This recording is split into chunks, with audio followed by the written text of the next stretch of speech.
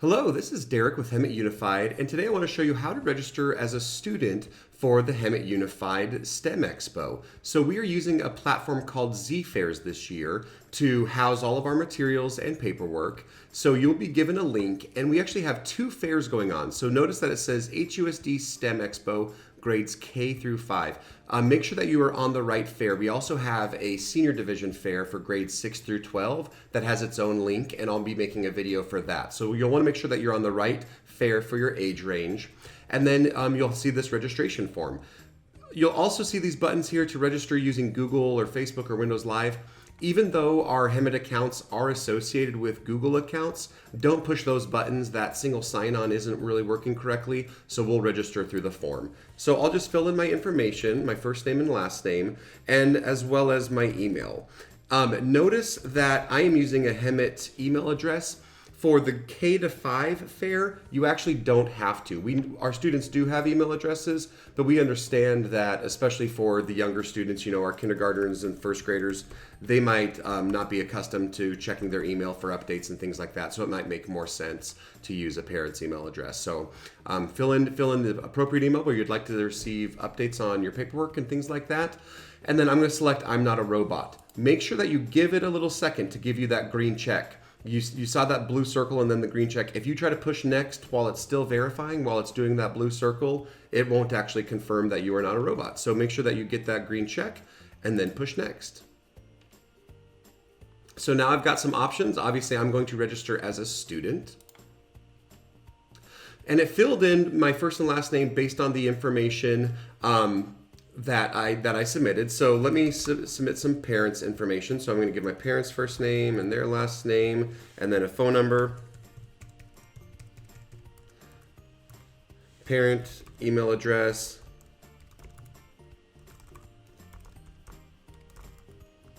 and then a username and password.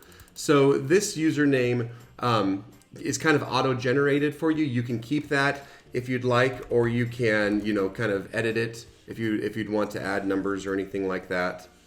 And then as well as a password. The password has to have one capital letter, lowercase letters, and then some numbers. And I think it has to be at least 6 characters long. And then your school ID. So I'm just going to say mine is 1, 2, 3, 4, 5. So this is your Hemet lunch number. And then I'll be able to select my school. So for this sake of this example, I will pretend that I am a student at Ramona Elementary School. So I'll select that, and I will select my grade. Let's say I'm a 3rd grader. So now I have some elements that I need to read and confirm. So there's a HUSD STEM Expo ethics statement. So if you click that, it'll actually open it up in another document. Give a read through that. That's basically just our statement of ethics for the STEM Expo around all of these different, your integrity, caring for animals, safety, things like that. So make sure that you read all of that. I won't do that in this video. We are also underneath Riverside County Science Fair. So if you click on the Riverside County one, that link will also take you to information there. And then does your project meet the HUSD STEM Expo minimum quality standards? So these minimum quality standards are really important, and they're spelled out here in terms of, we want every student to be able to participate, but this is a competitive fair. So we want to make sure that the quality is high and that the students are giving their best work. So read through both of those before you select that. I won't read those out loud. So I'll just select that my project meets those guidelines and that I accept the ethics statement. And then I can give my project title. So I'll just call it creative title. You can select whether it will be a team project or not. In my case, it will not. If I select team, I'll be given a code that my teammates can enter when they register. So we're on the same project category. Here are the options for the categories that we have. So I will say that mine is a earth science project. And notice that this is sort of a little description of what types of projects those entail. And then I'm just going to write a bunch of stuff for my project plan there. So this is sort of your area to write your project plan, and I will save and continue.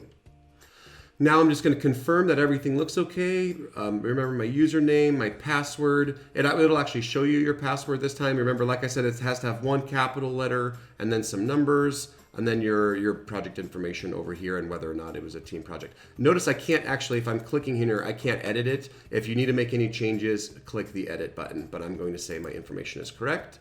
And then just one last confirmation for permissions and waivers. So, my parent and guardian agreed to the following competition rules, yada, yada, yada. I will accept all of those. I will read all of those first, but then I will accept them. Push continue.